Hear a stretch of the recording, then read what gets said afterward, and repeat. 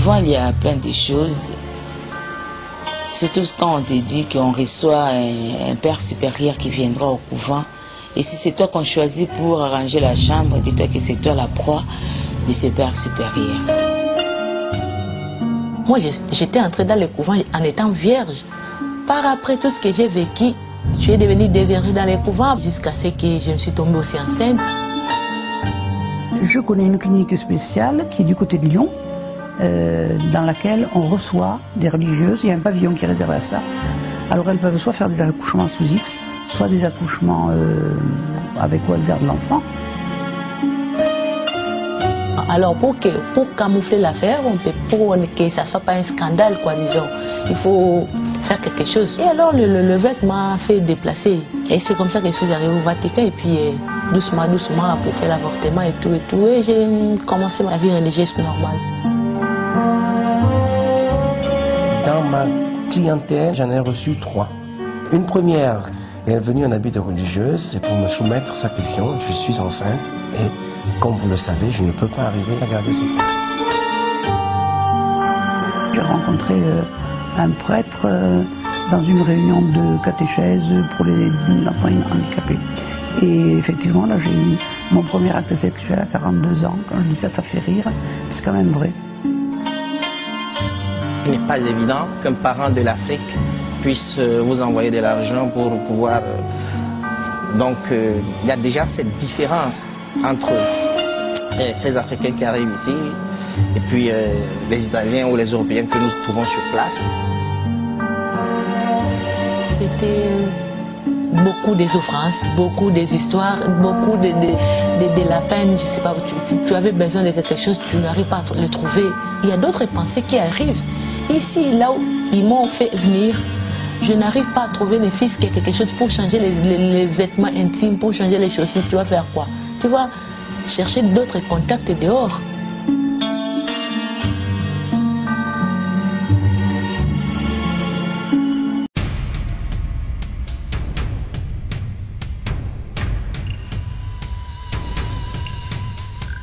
Ma fille est morte à Italie suite d'une maladie, sida. Elle était religieuse.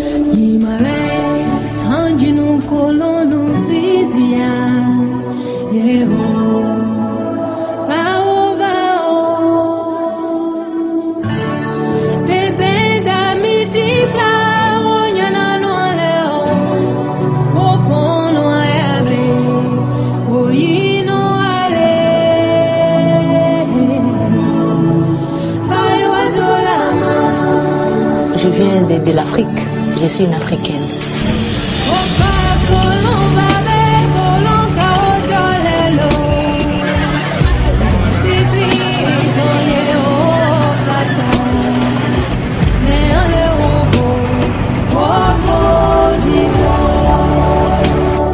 Quand moi, j'étais encore petite, quand je grandissais, la façon dont je voyais la vie religieuse, j'admirais les religieuses, j'admirais. C'est ça doucement, la façon d'admirer, qui m'a poussé à me faire aussi comme eux.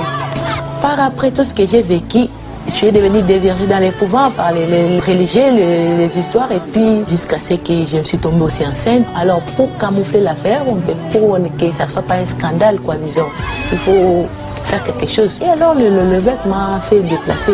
Et c'est comme ça que je suis arrivée au Vatican, et puis doucement, doucement, pour faire l'avortement et tout.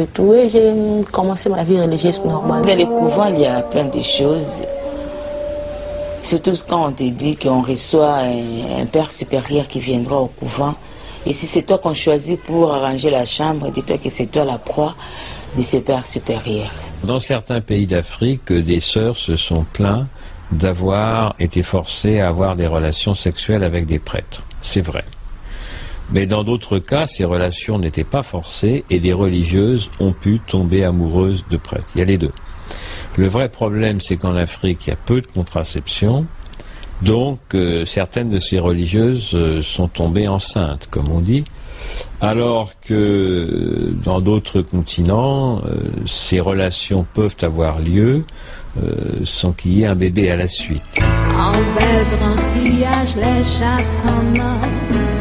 Car naviguer tout seul si grand de l'eau, qu'il en féroce, il panie de joie qui jambe flot. Chaque jour c'est rien qui en mise en scène, où tout seul devant scène. Bon Dieu,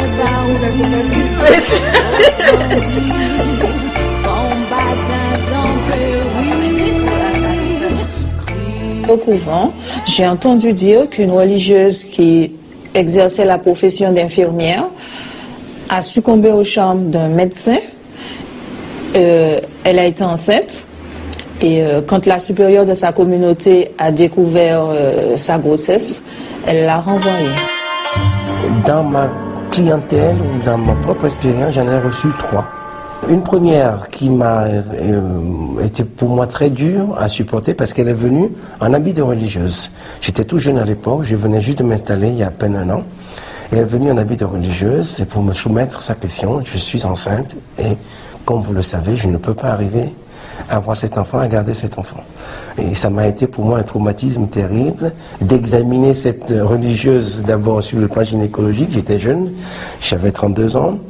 Et surtout de lui proposer un avortement éventuel que je n'ai pas fait. Je l'ai envoyé donc chez un collègue gynécologue qui faisait des avortements à l'époque de manière illégale, mais le faisait proprement mieux que on le faisait en ville ailleurs. Donc ce collègue l'a prise en charge et a pu résoudre son problème. Parce que le grave problème de ces religieuses enceintes, c'est qu'elles ne peuvent pas rentrer dans un système normal d'IVG qui est public, avec toute la publicité qu'on sait. La deuxième que j'ai reçue, il y a à peu près 15 ans, à peu près, oui, c'est ça, à peu près 15 ans, qui est venue seule, également, pour me dire qu'elle est enceinte. Et la troisième, il n'y a pas très longtemps. C'est une consultation qui est très silencieuse, où les non-dits sont plus importants que ce qui est dit. On parle très peu de l'autre, ce que j'appelle l'autre, le géniteur. On ne sait pas qui c'est. On parle très peu des circonstances de cette IVG ou grossesse. Pourquoi c'est arrivé? Est-ce qu'on a pris une précaution? Est-ce qu'on n'a pas pris de précaution? Est-ce que c'est un viol? Est-ce que ça n'a pas été un viol? Est-ce que c'est forcé? On parle très peu de ce problème-là. Pour ma part, ce que je sais de ces trois expériences que j'ai, c'est que pour les 3 en tout cas, ça n'a pas été un viol. Ça a été un accident dans un parcours régulier. En France, qu'est-ce qui arrive lorsqu'une religieuse tombe enceinte? Je connais une clinique spéciale qui est du côté de Lyon, dans laquelle on reçoit des religieuses. Il y a un pavillon qui est réservé à ça, dans lequel on reçoit des religieuses. Alors elles peuvent soit faire des accouchements sous X, soit des accouchements avec où elles gardent l'enfant, mais de la même manière, elles doivent quitter leur congrégation parce que la congrégation ne les reçoit pas. Je n'ai Dieu que pour toi. Je n'ai pour Dieu que toi, tu le sais. Mais ce soir, je flanche un peu. Ce monde-là me fout le cafard. Donne-moi la force d'accepter ce que je peux pas changer. J'ai joué de la flûte, mais ils m'ont chassé à coups de pied. Alors j'ai joué de l'insulte et là ils m'ont tous acclamé. Debout comme un seul homme, debout comme une seule femme, ils se sont mis à danser. J'avais rencontré une religieuse qui me faisait la classe quand j'étais toute petite fille et je la trouvais assez idéale. Alors je me disais, quand je serai grande, j'aimerais être comme ça. Et puis à l'adolescence, à 14 ans, j'ai pensé que servir les autres était vraiment la seule chose qui méritait d'être vécue et je me suis promis de passer ma vie à servir les autres. Mais quand même, je me suis posé des questions au moment de ma profession parce que j'ai pensé que ça me serait très difficile d'être chaste tout le reste de mes jours.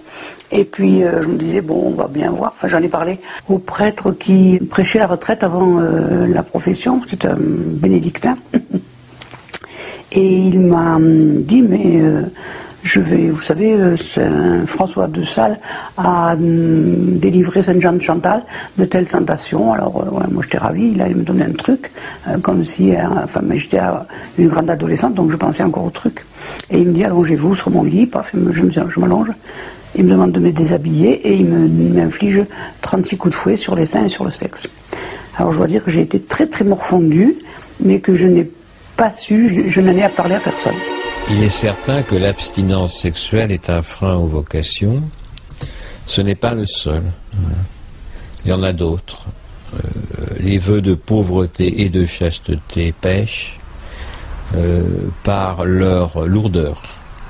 Ils pèsent sur les jeunes et les moins jeunes. Et ajoutons-y le vœu d'obéissance. L'obéissance, je trouve qu'elle est intéressante dans la mesure où elle est voulue, évidemment, où elle est discutée, enfin où l'ordre est discuté et discutable, et où on garde un esprit critique. Mais au couvent, on nous supprime l'esprit critique complètement. C'est ça que j'ai trouvé, c'est une des choses que j'ai trouvées les plus difficiles à reconnaître, mais en même temps les plus appauvrissantes. Il y a des mères supérieures qui ressemblent un peu à des tyrans locaux. Mais pas toutes. Il y a des mères supérieures qui sont, je dirais, très ouvertes au dialogue avec leurs jeunes religieuses. Et sœur Emmanuelle a dressé des portraits remarquables de mères supérieures, insupportables, et d'autres très agréables à vivre. Il y a certaines supérieures qui n'acceptent pas que vous mettiez de déodorant. En Martinique, vous transpirez tout le temps.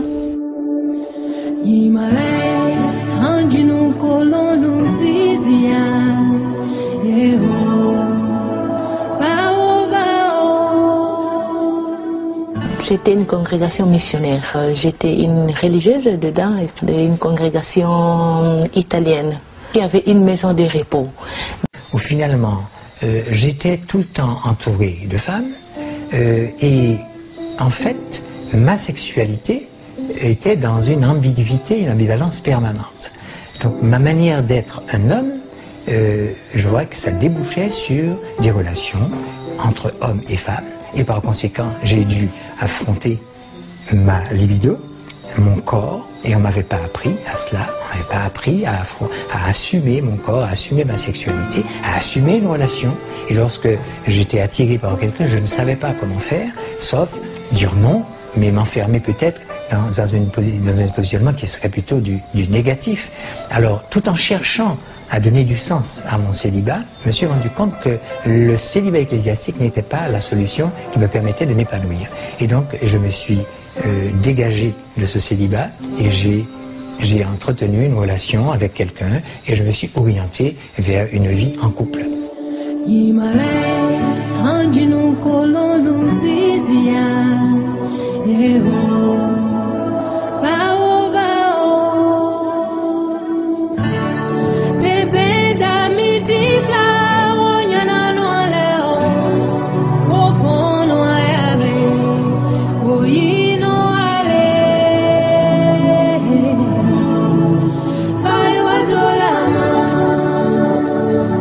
Les sœurs italiennes et même les travaux qu'elles ne peuvent pas faire, c'est ça qu'ils cherchent le filles en Afrique, les sœurs en Afrique, les jeunes sœurs en Afrique, pour qu'ils viennent faire les travaux qu'elles-mêmes ne peuvent pas faire ça. Vous voyez le plus souvent les religieuses occidentales ou italiennes, pour le cas précis de l'Italie, pour la plupart, elles ont un certain âge. Et les jeunes qui arrivent de l'Afrique, bon, il y a une question de conflit de génération. Et ce n'est pas toujours évident de le gérer de manière si facile, non? Au départ, on nous avait dit que nous venions dans la vie religieuse, nous allons être bien sur tous les plans économiques, les plans spirituels, donc tous les plans, disons. C'est trop facile à dire parfois, non? Que beaucoup viennent pour des raisons économiques. L'essentiel, c'est quoi? C'est que il faut savoir peut-être pourquoi certaines, à un certain moment donné, changent d'idée, des motivations pour lesquelles elles changent d'idée. Donc, pour la plupart, je crois, celles que j'ai rencontrées, m'ont plutôt dit qu'elles venaient pleines de vocation, pleines de convaincues de leur état de religieuse. Je prends mon cas personnel. J'étais venu avec toutes mes convictions Et je crois que c'est l'histoire, puis en évoluant dans la chose,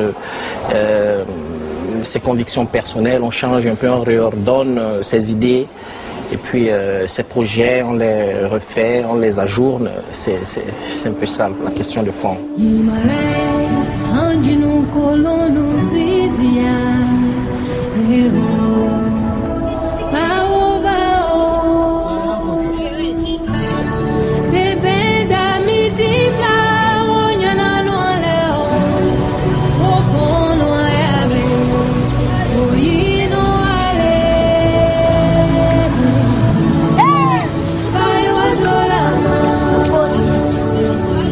La vie religieuse, c'est une vocation. Tout comme le mariage est aussi une vocation.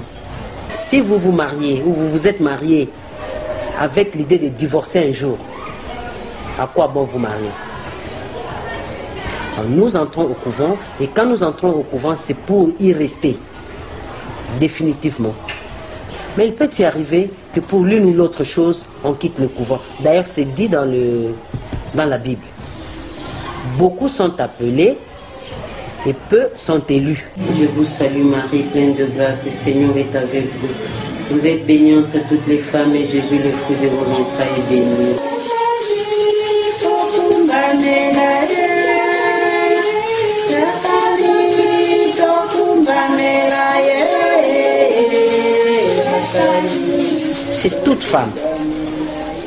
Chez toute femme qui se conduit bien, il y a une sorte de curiosité qui pousse l'homme à aller vers. Ils veulent savoir qu'est-ce qui est caché.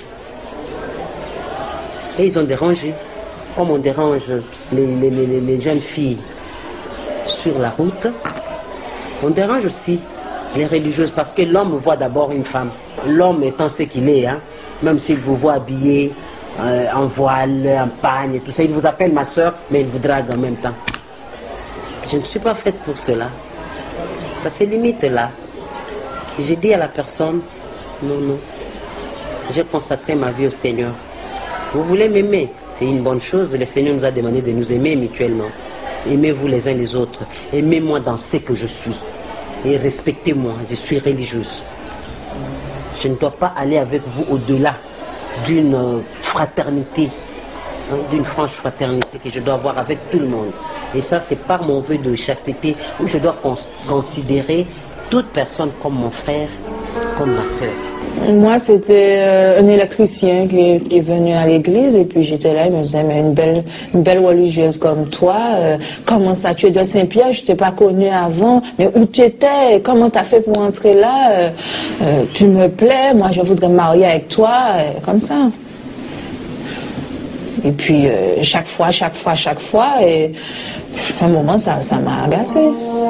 Dans ma consultation, je vois d'autres religieuses qui viennent me voir pour leur suivi gynécologique et je peux dire et témoigner que la plupart, la grande majorité sont vierges. Quand nous sommes partis, on a entendu dire que c'est parce qu'on est enceinte qu'on est parti. Et pas pour n'importe qui, pour un homme marié. Ce qui veut dire qu'on a commis l'adultère. Vous savez, les ragots, c'était le scoop de l'année. Nous étions le scoop de l'année, surtout les deux en même temps. Mais jusqu'à maintenant, l'enfant, il n'est pas né.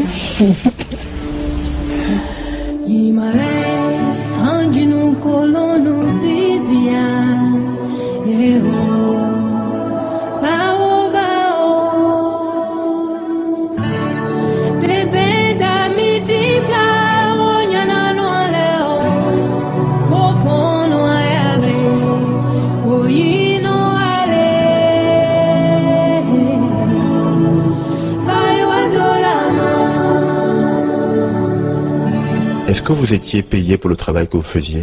On n'était pas payé. Donc il nous disait que le vœu qu'on avait fait, c'était le vœu d'obéissance, la pauvreté, la chasteté. Donc nous travaillons, c'était un travail gratuit. Il n'est pas évident qu'un parent de l'Afrique puisse vous envoyer de l'argent pour pouvoir... Donc il y a déjà cette différence entre ces Africains qui arrivent ici et puis les Italiens ou les Européens que nous trouvons sur place. Nous ne pouvons pas nous mesurer. Il y a un très grand fossé qui les sépare. Pour téléphoner, il faut chercher les voies et moyens, faire un téléphone en cachette et tout. Tandis que les religieuses européennes, elles avaient des téléphones qui coûtaient bien de 200 €, des plis de ceci. Et nous, on portait des choses usées déjà, que les choses usées, puis des voiles qu'on mettait pour eux, ils toujours étaient propres. Et comment s'est fait le glissement à partir de ce que vous vivez dans la congrégation pour arriver vers les hommes? C'était beaucoup des souffrances, beaucoup des histoires, beaucoup de la peine, je sais pas, tu avais besoin de quelque chose, tu n'arrives pas à le trouver. Il y a d'autres pensées qui arrivent. Ici, là où ils m'ont fait venir, je n'arrive pas à trouver le fils qui a quelque chose pour changer les vêtements intimes, pour changer les chaussures, tu vas faire quoi? Tu vas chercher d'autres contacts dehors. Donc c'est tout ça qui vous a emmené petit à petit à la prostitution? Effectivement. C'était un jour, on s'est rencontrés avec un évêque. Moi, j'ai expliqué mon problème, la souffrance c'est qu'on vit dans les couvents. Et puis moi, j'ai exposé mon problème doucement, doucement. On commence à avoir un peu de contact, oui, de temps à autre. Si on te laisse sortir, tu sors et puis on se voit. Et doucement, doucement, c'est ça qui ça. Vous a fait des avances? Effectivement, oui, effectivement. Et vous le rencontriez où? On s'est rencontrés en dehors de la communauté, disons, en dehors de la communauté. Et c'était facile de sortir? Oui, c'était facile parce que quand toi, tu finis la tâche de la communauté, que tu as bien arrangé aussi ton programme, que tu vois que tel jour j'ai un rendez-vous avec une personne et puis ça passait. Et comment il se comportait avec vous? Si, bon, il s'est comporté bien parce qu'eux aussi savaient que comme je suis religieuse, donc je ne peux pas dire. Il faut vivre à la discrétion, toujours. Il ne faut pas dévoiler des trucs de l'église parce que les choses de l'église, on consomme l'église, on le met toujours dedans. Donc il me disait comme ça un peu, il ne faut pas dire de ces histoires comme ça, il ne faut pas dire. Et puis... Et il vous donnait de l'argent? Il me donnait de l'argent, oui, beaucoup de l'argent même me donnait. Et puis c'est ça qui m'aidait aussi à m'en sortir, acheter des choses que j'avais besoin. C'était combien? Des fois 700 €, les 500 €, les 800, les 1000, donc il me donnait... Chaque fois qu'il vous voyait? C'est chaque fois on sortait, oui. Chaque fois on sortait, il me donnait de l'argent. Et vous faisiez quoi avec cet argent? Avec cet argent-là, bon, moi j'ai aidé aussi chez moi, j'ai aidé ma famille, j'ai aidé mes sœurs qui étudiaient, et puis ma mère qui était toujours malade, je lui envoyais de l'argent pour se faire soigner, puis c'est comme ça pour aider. Mais vos parents ne savaient pas? Ils ne savaient pas, oui. C'est que l'aventure que moi je faisais de la vie religieuse, donc c'est ça. Il peut être évident qu'au sein de l'Église se cache aussi le démon. C'est une évidence. Parce que pour mieux combattre son adversaire, il faut rentrer, n'est-ce pas, dans son propre terrain. Au fur et à mesure que tu as essayé avec une personne qui te donne de l'argent, dès que tu as commencé à voir, et puis tu avais un, et puis tu vas chercher et en avoir deux, et puis je cherchais à en avoir trois. Il y a eu un évêque et un monseigneur et un prêtre. C'était, disons, un Africain et les deux autres, c'était des Européens, un Français et puis un Italien. On savait très pertinemment qu'il y en avait quelques-unes qui avaient des relations avec les prêtres des villages voisins. Mais c'était des sœurs qui pouvaient se permettre de prendre une voiture et d'aller les voir ou les rencontrer quand elles voulaient, quoi. Il fallait donc un certain nombre de moyens. On en riait beaucoup parce que il y en avait une un jour qui se confessait et puis le louonier était sourd. Alors il lui disait: vous savez que vous méritez l'enfer? Oui, mon père. Vous savez que vous ne devez pas recommencer? Oui, mon père. Alors on entendait ça du fond de la chapelle, on riait. C'est à partir du IVe siècle et du XIe siècle qu'on a commencé qu'on a décidé que le célibat était... Mais avant, les prêtres étaient mariés, les évêques étaient mariés, et c'est au fur et à mesure qu'on a fini par demander aux prêtres et aux évêques de quitter leurs femmes. C'est grave ça, mais ça c'est une époque. Et après, on a imposé le célibat ecclésiastique en disant: si vous voulez être prêtre, il faut être célibataire. Et on a essayé d'ailleurs de faire un lien avec l'évangile pour trouver des arguments dans l'évangile pour justifier le célibat ecclésiastique. Parce que ce n'est pas une petite affaire de pouvoir dire: voilà, les prêtres aujourd'hui vont se marier, mais comment est-ce qu'on va faire vivre ces gens-là? Comment on va faire vivre leur famille? Et puis comment est-ce que l'Église va faire face aux problèmes que ça va entraîner sur le plan matériel, sur le plan même... Et il y a des prêtres, s'ils se marient, ils peuvent divorcer aussi. Et ils peuvent se remarier, il peut y avoir des familles recomposées. Comment l'Église va faire face à cela alors que l'Église refuse le divorce? Ils disent que le divorce vous met dans un état à côté. Je sais que je suis passée à l'acte avec un prêtre juste à la veille de sortir de mon couvent, 3 mois avant de partir, parce que déjà j'avais posé ma demande, j'avais prévenu ma supérieure que j'allais quitter le couvent. Elle m'avait demandé de réfléchir encore 1 an, et au cours de l'année, j'ai rencontré un prêtre dans une réunion de catéchèse pour les enfants handicapés.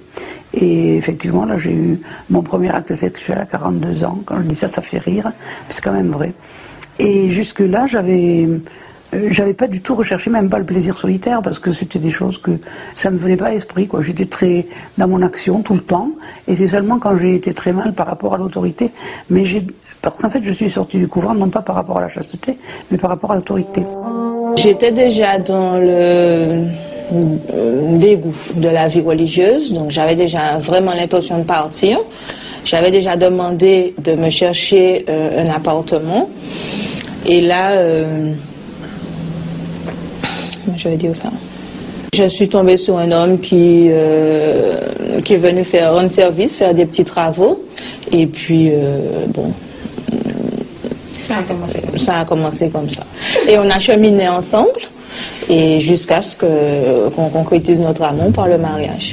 Je pense qu'il ne faudrait pas que les gens se mettent à juger ceux qui, demain ou aujourd'hui, ont décidé de changer, comme les religieuses qui ont décidé de changer. Si elles ont changé et qu'elles pensent qu'il faut entretenir une autre manière d'être ou faire en sorte qu'ils vivent autre chose, il ne faut pas qu'ils soient rejetés, exclus, jugés et considérés comme des renégats, que ce soit des prêtres, que ce soit des religieuses. Il faudrait que justement, dans le cadre de notre Église, ce soit considéré comme faisant partie de la réalité, et que les personnes qui ne peuvent pas vivre une vie de célibataire puissent chercher à vivre autrement, même s'ils sont prêtres, même s'ils sont religieuses, qu'ils puissent vivre autrement leur mission que dans le cadre du statut ecclésiastique.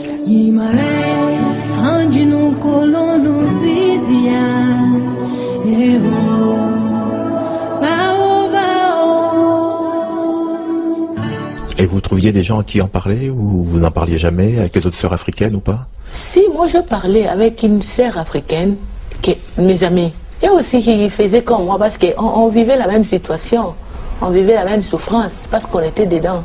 Et il y en avait aussi d'autres religieuses européennes qui faisaient ça, mais avec beaucoup de discrétion, que personne ne peut savoir que c'est comme ça l'Église. Quand tu fais quelque chose, il faut savoir bien faire pour que ça ne soit pas un scandale. Mais comment vous l'avez su?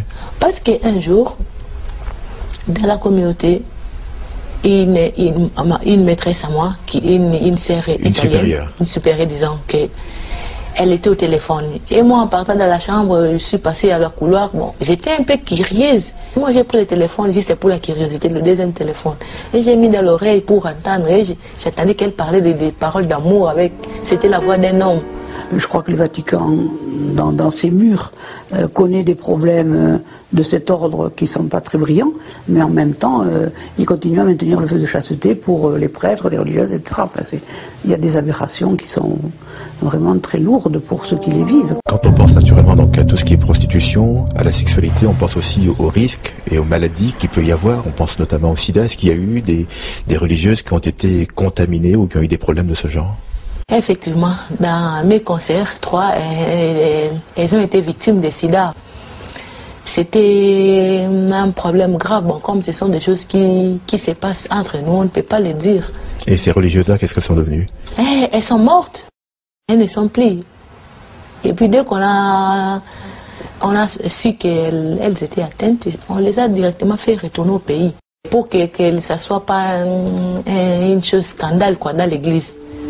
Et c'était comme ça.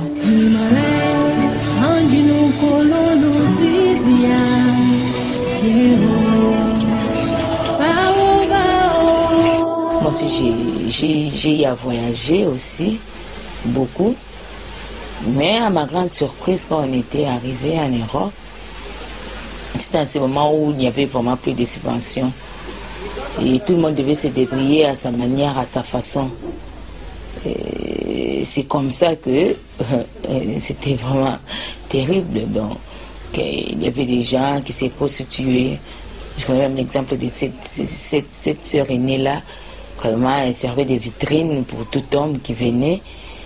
Moi, vraiment, je ne pouvais pas marcher dans cette voie-là. C'était vraiment pas très bien pour la sœur aînée, parce qu'elle a eu être contaminée par le VIH-Sida. Vraiment, c'est très pénible. Ma fille est morte, puisqu'elle n'a pas entendu ce que je lui avais parlé. Elle est allée pour étudier, elle a commencé à faire des bêtises. Elle a commencé ici au couvent, service religieux. Quand elle a terminé, là, il est parti à Italie pour aller continuer. Je pensais qu'elle est allée pour étudier, mais elle est allée faire d'autres choses. J'ai appris par leurs amis qu'ils faisaient d'autres vies, à gauche, à droite, c'est-à-dire qu'il est allé chercher les hommes. Mais moi, je me suis dit, une sœur, il ne peut pas faire des choses comme ça. Religieuse, il ne peut pas faire des choses comme ça.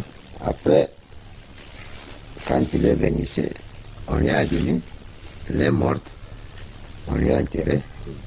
Je n'ai pas aimé le soutien de leurs collègues, l'endroit où il était malade, à Italie. Il peut y avoir des choses, nous connaissons dans l'histoire de l'Église, mais cela ne veut pas dire qu'on doit généraliser. Actuellement, on a parlé de la pédophilie, par exemple, en Europe, parmi lesquels on a trouvé par-ci, par-là, le visage d'un prêtre, par exemple.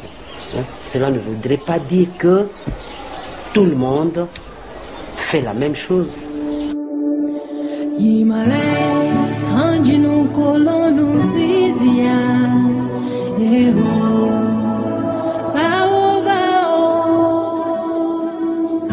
Vous étiez religieuse et vous étiez dans la prostitution. Comment vous viviez ça? D'une part, ça me faisait de la peine, quoi. Mais dans la souffrance, tu peux être emporté de faire de n'importe quoi. Si tu ne trouves pas les chemins pour s'en sortir, tu regardes gauche-droite, tu trouves rien, tu vas faire quoi? Tu peux faire de n'importe quoi. Quand on est jeune séminariste ou jeune religieuse, il est évident que l'un ou l'autre soit approché par un homme ou une femme, mais je crois en fait que c'est une question personnelle, une question de formation, de caractère, et puis d'éducation de tout un chacun. Et il y en a qui repoussent, qui bloquent absolument cette tentation, je l'appelle comme ça parce que c'en est une, puisque c'est deux idéaux différents. Dans la vie religieuse, il y a tant de choses encore, c'est encore en cachette, on ne peut pas faire sortir. Mais doucement, doucement, les choses, ça sortira. Parce que la vie religieuse, nous ne vivons pas la chasteté, y compris entre nous les femmes. Est-ce qu'elle vous avoue quelquefois des cas d'homosexualité? Oui. Ça, oui. Nombreux ou pas? Oh, c'est difficile de faire des statistiques parce que là, on est dans des cas individuels. Ça, oui, il y en a qui nous en parlent, oui, bien sûr. Et elles vous disent à quoi c'est dû? Si c'était un penchant naturel ou c'est par la force des choses? Oh, c'est souvent par la force des choses. Par la force des choses, elles sont entre elles. Elles n'ont pas l'occasion de rencontres extérieures. Donc souvent, quand les choses se passent, c'est à l'intérieur de l'institution. Pour l'homosexualité, je peux vous garantir que je n'ai jamais été témoin de rien. Je n'ai jamais rien perçu. Mais quand je suis sortie, après, j'ai reconnu que certaines situations, enfin que certaines personnes, effectivement, devaient avoir des relations homosexuelles. Et après, j'ai su que réellement, il y en avait. Mais pendant que j'y étais, je ne l'ai pas perçu parce que je n'étais pas attentive à ça et que ce n'était pas quelque chose qui m'intéressait particulièrement ou qui me gênait. Mais quand je suis sortie du couvent, j'ai été étonnée moi-même d'apprendre qu'une telle et une telle pouvaient avoir des relations sexuelles. Combien de temps vous êtes resté dans la congrégation et quand est-ce que vous êtes parti et pourquoi vous êtes parti? 3 ans, disons. Que je suis restée dans la congrégation, c'est trop. J'étais tellement épuisée, trop fatiguée. Et combiner les doubles vies, j'étais trop fatiguée et je me sentais aussi mal. Et j'ai décidé de quitter le couvent. J'en connais plus ou moins 10 10 religieuses qui ont laissé le couvent. Et pour des raisons bien différentes l'une et l'autre. Quelques-unes parce qu'elles avaient, c'était des problèmes économiques, elles n'arrivaient pas à satisfaire leurs besoins. D'autres à cause effectivement des rapports interpersonnels au sein de la communauté et n'arrivant pas à gérer tous ces conflits, elles ont préféré se retirer. D'autres encore, peut-être parce qu'elles n'ont pas été satisfaites, elles n'ont pas été, leur attente n'était pas, disons, le jeu ne valait pas la chandelle, il fallait bien chercher ailleurs, faire autre chose. On est quand même très nombreuses à avoir quitté le couvent. On est 6000 en France à avoir quitté les congrégations. Il y a 4000 prêtres. Donc on est quand même 10 000 à avoir quitté l'institution. Ça fait du monde. Hein. Alors, un peut se tromper et 10 000, c'est quand même difficile, quoi. Et c'est ça qui est un peu effrayant, c'est que ça ne remette pas l'Église en question.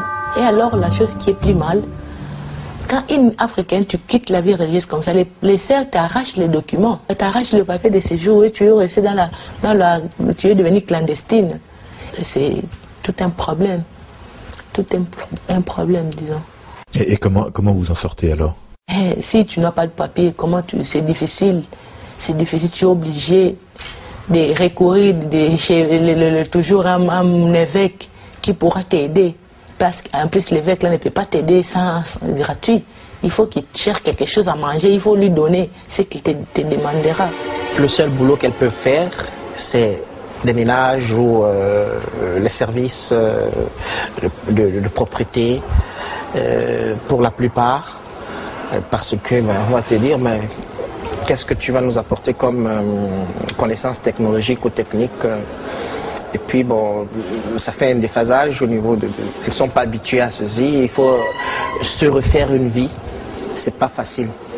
Et beaucoup en sortent un peu dépressés parce qu'il faut reconquérir. C'est comme un enfant qui apprend à peine à marcher.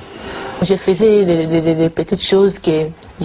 La cuisinière, quoi. J'ai préparé dans un collège des enfants, et puis dans des petits jobs que je faisais, quand tu attrapes quelque chose par des connaissances, avec des centres pour le travail, j'ai mis des demandes, et puis c'est comme ça. J'ai eu de la chance, parce que comme j'avais une profession et que je l'exerçais, j'ai continué à l'exercer dans le milieu, sans que les gens sachent qu'il y avait un changement fondamental chez moi. Ils n'ont pas su. J'étais éducatrice spécialisée, et j'avais un beau salaire, mais il y en a beaucoup d'autres pour qui ça a été horrible. Je connais des sœurs qu'on a mis dehors, et qui ont passé la nuit dehors avec 1 franc en poche, sans savoir où aller, avec leur costume religieux, sans savoir comment quitter leur costume et en chercher un autre. Affreux. Et j'en ai connu d'autres, alors, qui ont dû se prostituer pour retrouver du travail, enfin, pour pouvoir gagner leur vie. J'en connais 3 particulièrement qui se prostituaient du côté de Biarritz, et qui, elles n'avaient pas d'autre solution. Elles n'ont pas trouvé d'autre solution. Et aujourd'hui, votre vie, c'est quoi? Donc aujourd'hui, moi, je me suis mariée. J'ai trouvé un bon mari, un Italien. Maintenant, j'ai recommencé la vie, la vie à zéro, quoi. C'est-à-dire, il faut s'adapter à vivre avec le mari et tout et tout. Je n'ai Dieu que pour toi. Je n'ai pour Dieu que toi, tu le sais. Mais ce soir, je flanche un peu. Ce monde-là me fout le cafard. Donne-moi la force d'accepter ce que je peux pas changer.